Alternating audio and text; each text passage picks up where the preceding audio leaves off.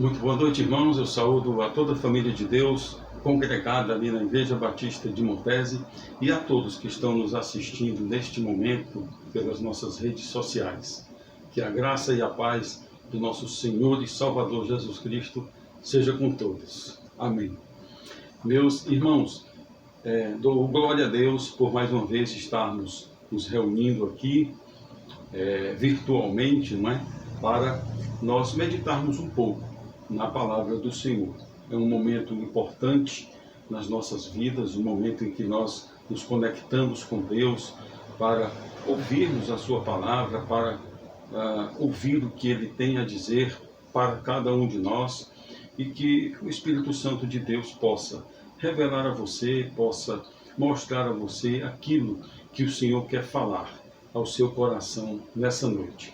Eu não poderia começar este momento sem antes fazer referência ao Dia Internacional da Mulher e me congratular com todas as mulheres, com todas as que estão nos ouvindo, com todas as mulheres da Igreja Batista de Montese, e dizer que é uma justa homenagem, não é? Nós vivemos tempos difíceis, cumprindo-se assim a profecia bíblica, não é? De que a humanidade de fato iria de mal a pior, e a mulher, ela realmente é a maior vítima, não é, da violência sexual, da violência doméstica, não é? E então é importante que seja lembrado, que seja feito essa homenagem a elas, não é? E sempre lembrando que isto não representa, ou pelo menos não deve representar, o erguimento de uma bandeira feminista, não é? Ou de algo que represente um empoderamento feminino. Não, porque as mulheres cristãs, sobretudo, elas não buscam este empoderamento, né? Antes de serem chamadas de mulheres empoderadas, as filhas de Deus, as mulheres cristãs, elas querem ser chamadas de mulher virtuosa. Amém? Meus irmãos, nós vamos meditar nessa noite num texto do Evangelho de Mateus, capítulo 5, versículos 14 ao 16. Diz assim a palavra do Senhor: Vós sois a luz do mundo. Não se pode esconder uma cidade edificada sobre um monte, nem se acende a candeia e se coloca debaixo do alqueire, mas no velador, e dá luz a todos os que estão na casa. Assim resplandeça a vossa luz diante dos homens, para que vejam as vossas obras e glorifiquem o vosso Pai que está nos céus. Que o Senhor nos abençoe, que o Senhor nos ilumine para a compreensão da sua palavra. Amém. Meus amados irmãos, esse é o texto áureo da nossa mensagem desta noite. Mas antes de darmos início à nossa reflexão diretamente sobre esse texto, eu gostaria de ler um texto correlato no Velho Testamento que lança luz sobre este nosso texto áureo do Evangelho de Mateus. Abra a sua Bíblia no livro do profeta Isaías, capítulo 60, e nós vamos ler os versículos de 1 ao 3. E diz assim a palavra de Deus: Levanta-te, resplandece, porque já vem a tua luz, e a glória do Senhor vai nascendo sobre ti. Porque eis que as trevas cobriram a terra, e a escuridão os povos, mas sobre ti o Senhor virá surgindo, e a sua glória se verá sobre ti. E as nações caminharão à tua luz, e os reis ao resplendor que te nasceu. Vamos fazer algumas pontuações sobre a correlação entre esses dois textos, para ressaltarmos a importância das palavras de Jesus no texto de Mateus que nós lemos e que é o nosso texto áureo, nessa exortação que ele fez aos seus discípulos. Na profecia messiânica, neste texto do profeta Isaías, ele trata de dois momentos. O primeiro momento dentro da realidade do seu tempo, onde espiritualmente a terra vivia em trevas e os povos na escuridão espiritual. Isaías profetiza a vinda do Senhor Jesus sobre eles para que fossem guiados pelo resplendor da sua luz. Possivelmente, Isaías também estava se referindo ali do período de silêncio de Deus, aquele período interbíblico, que duraria cerca de 400 anos, ou que durou, de fato, cerca de 400 anos, tempo em que o Senhor não levantaria nenhum profeta para guiar o seu povo. Por isso, eles andariam em trevas, eles andariam sem ouvir a voz de Deus e sem uma luz para guiá-los. O segundo momento é demonstrado quando o profeta Isaías dá a visão futura sobre Jerusalém, sobre a cidade santa, como a Sião celestial. Então, cumprindo-se como uma profecia escatológica, no grande dia do Senhor, ou seja, na volta de Jesus Cristo, quando ele vier com a sua igreja para julgar todas as nações e para instituir o seu reino milenar, quando ele reinará no trono de Davi sobre todas as nações e em seguida estabelecerá o estado eterno, o novo céu e a nova terra. Jerusalém é a cidade santa, cercada por montes, sendo o principal deles o Monte Sião, que Deus elegeu como lugar da sua habitação, para fazer morada entre os seus filhos e profeticamente de lá reinar sobre o seu povo. O Monte Sião, ele cercava Jerusalém. Nele habitavam os jebusitas. Eles tinham uma fortaleza lá no Monte Sião. E o rei Davi, para expandir o seu reinado, ele tomou essa fortaleza dos jebusitas, ele tomou o Monte Sião, o qual ficou conhecido como a cidade de Davi. E lá ele estabeleceu também o seu trono e reinou sobre todo o Israel. Como nós lemos em 2 Samuel capítulo 5, versículo 7. Porém, Davi tomou a fortaleza de Sião. Esta é a cidade de Davi. Mas também Sião era chamada de cidade de Deus, conforme nós lemos no Salmo 87, versículos 2 e 3, que diz assim: o Senhor ama as portas de Sião mais do que todas as habitações de Jacó. Coisas gloriosas se dizem de ti, ó cidade de Deus.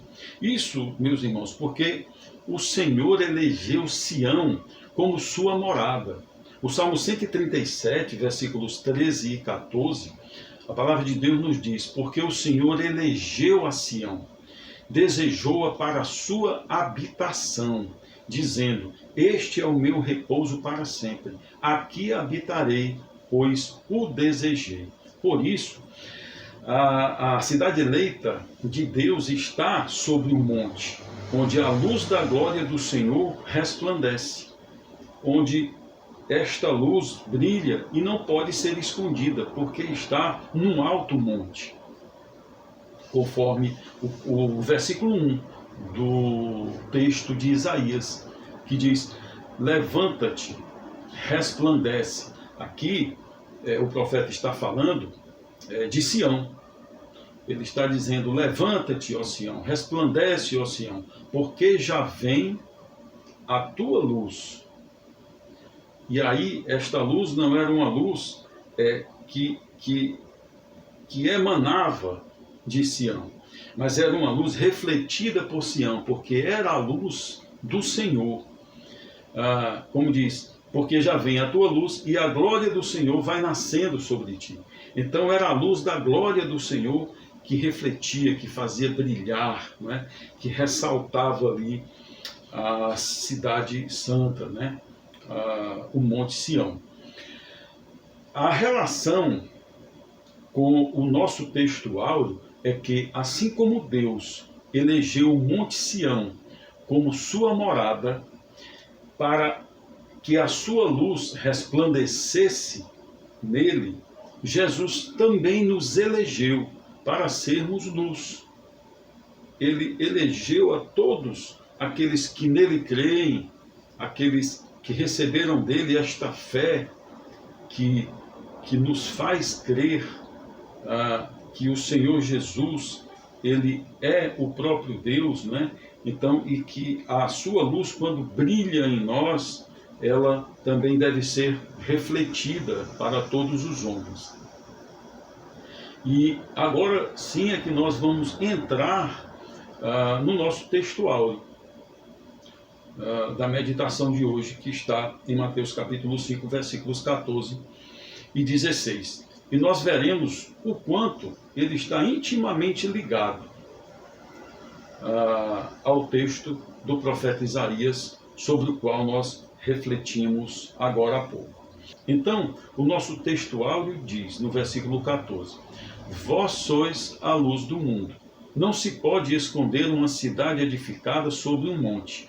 Aqui é uma referência à cidade de Deus que houvera sido edificada sobre o Monte Sião, que por ser colocada no alto monte era impossível escondê-la. Então, o Senhor Jesus nos disse que somos a luz do mundo e que não é possível esconder aquilo que em nós foi edificado pela sua vontade, pela vontade do Senhor que nos escolheu. Ou seja, assim como ele elegeu a Sião como sua morada, também nos elegeu como habitação do seu Espírito. Assim como ele tomou a fortaleza jebusita para ser a cidade de Deus, ele também edificou o nosso corpo como templo do Espírito Santo.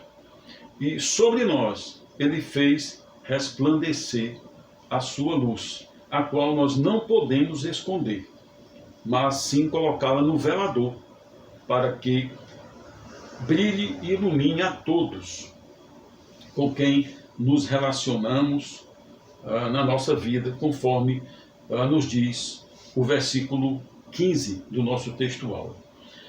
Nem se esconde a candeia e se coloca debaixo do alqueire, mas no velador, e dá luz a todos que estão na casa.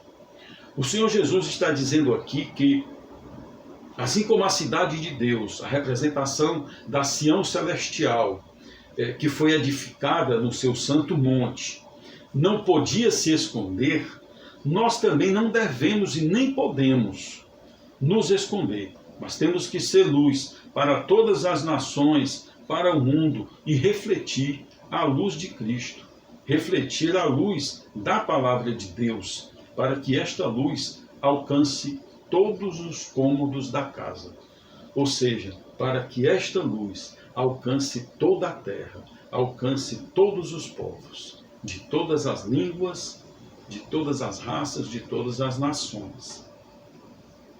No livro de Atos, capítulo 1, versículo 8, o Senhor Jesus disse assim para os seus discípulos: Mas recebereis a virtude do Espírito Santo que há de vir sobre vós, e ser-me-eis testemunha tanto em Jerusalém, como em toda a Judéia e Samaria, e até aos confins da terra.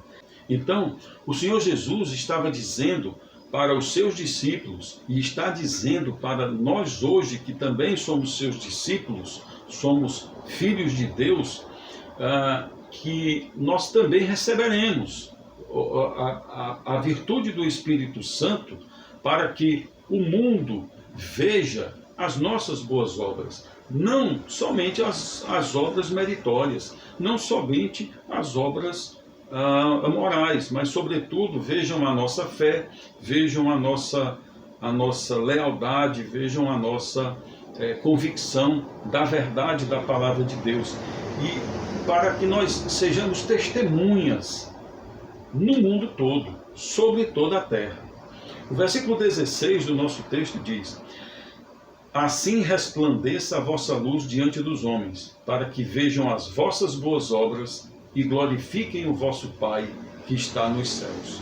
O Senhor Jesus está nos exortando aqui que, assim como Sião passou a ser um testemunho vivo do poder de Deus para todas as nações, por meio das suas boas obras, para que Ele, o Senhor, seja glorificado, como nós lemos no versículo 3 do texto de Isaías, no capítulo 60, que diz: e as nações caminharão à tua luz, e os reis ao resplendor que te nasceu.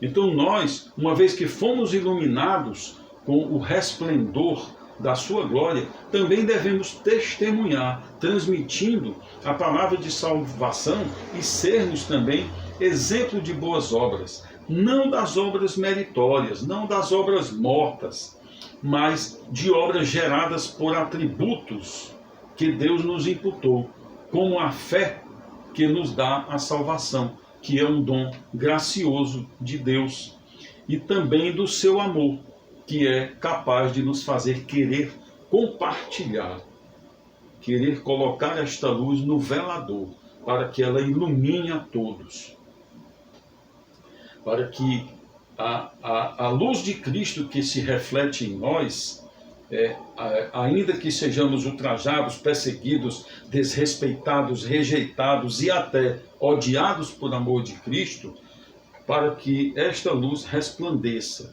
e ilumine a todos. Na primeira carta de Pedro, capítulo 2, versículo 12, o apóstolo Pedro nos diz assim: tendo o vosso viver honesto entre os gentios.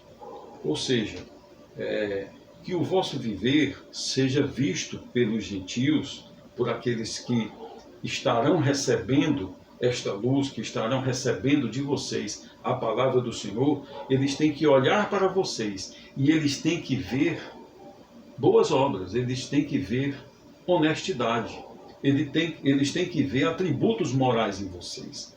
Então ele diz: para que naquilo que falam mal de vós, como de malfeitores, glorifiquem a Deus no dia da visitação pelas boas obras que em vós observem. Então ele está nos dizendo aqui que estas pessoas que falam mal de nós, que nos chamam de malfeitores, que nos denominam de toda sorte aí de adjetivos negativos, porque nós levamos o Evangelho, nós levamos a palavra de Deus, nós pregamos a salvação em Jesus Cristo, no dia da visitação, ou seja, no dia do Senhor, no dia do juízo final, eles se lembrem e digam: puxa, realmente eles representavam o Deus Todo-Poderoso. Então tenhamos bom testemunho em todo o tempo, para que, ainda que falem mal de nós, nos chamem de malfeitores, que nos rejeitem, no dia do juízo eles lembrem-se do quanto provamos o verdadeiro amor de Deus. Quando, mesmo sendo maltratados, nós continuamos falando sobre a vida eterna e a realidade da condenação eterna no último dia. Então, Jesus é a luz do mundo e nos confere também essa responsabilidade, quando afirma no versículo 14 do nosso texto: vós sois a luz do mundo. Cristo é a luz do mundo e ele nos confere também esta realidade, dizendo isto: vós sois a luz do mundo. No Evangelho de João, capítulo 20, versículos 21 e 22, a palavra de Deus nos diz assim: disse-lhes, pois, Jesus outra vez: Pai seja convosco. Assim como o Pai me enviou, também eu vos envio a vós. E havendo dito isto, assoprou sobre eles e disse-lhes: recebei o Espírito Santo. Jesus estava dizendo aqui que, assim como Deus o enviou, ele também nos estava enviando. Ou seja, que algumas coisas, algumas missões que o Pai deu para ele, ele delegaria para nós. Não é? E uma destas missões era de sermos luz, de, além do nosso testemunho de vida, refletindo a luz de Cristo, nós também deveríamos levar para os perdidos a condição de conhecer a palavra de Deus e de também receber o dom gratuito da salvação. E aí diz o versículo 22 que Jesus, após dizer isto, dizer que ele nos daria também uma missão que o Pai deu para ele delegaria para nós, ele assoprou sobre os discípulos, assim como ele assoprou sobre nós que já recebemos o Senhor Jesus como Salvador, o seu Espírito Santo. E aí ele disse, recebei o Espírito Santo. E o Espírito Santo é aquele que nos faz ouvir, que nos faz querer conhecer, que nos coloca diante de uma mensagem e nos sentarmos para escutar. Ele nos dá a condição de crer, ele nos convence da verdade da palavra de Deus, ele nos capacita também para transmitirmos essa mensagem. Então, é o Espírito Santo que faz tudo isso, é o Espírito Santo que nos capacita a fim de que nós possamos fazer, cumprir esta missão que o Senhor Jesus delegou para nós. Não fosse o Espírito Santo, nós não teríamos nenhuma condição de sequer recebermos esta delegação, não é? Quanto menos cumprirmos esta missão, sendo luz para o mundo. E é este Espírito, irmãos, que nos convence de tudo e nos constrange a que o obedeçamos, a que o sigamos e creiamos convictos de que Ele é a luz do mundo. E esta é a razão pela qual nós não andamos em trevas, mas andamos na sua maravilhosa luz. E nele somos salvos e temos a vida eterna, conforme nos diz a palavra do Senhor no Evangelho de João, capítulo 8, versículo 12. Falou-lhes, pois, Jesus outra vez, dizendo, eu sou a luz do mundo. Quem me segue não andará em trevas, mas terá a luz da vida. Amém? Vamos orar neste momento. Amado Deus, querido Pai, muito obrigado, Senhor, pela Tua palavra que foi tão vastamente lida nesta noite. Muito obrigado por esta reflexão que nos faz, Senhor, pensar, que nos faz, Senhor, entender a Tua vontade, entender os Teus planos para todos aqueles a quem o Senhor elegeu, a todos aqueles a quem o Senhor imputou a fé salvífica, para todos aqueles a quem o Senhor concedeu que pudesse refletir a sua luz. Obrigado por fazermos parte da Tua família.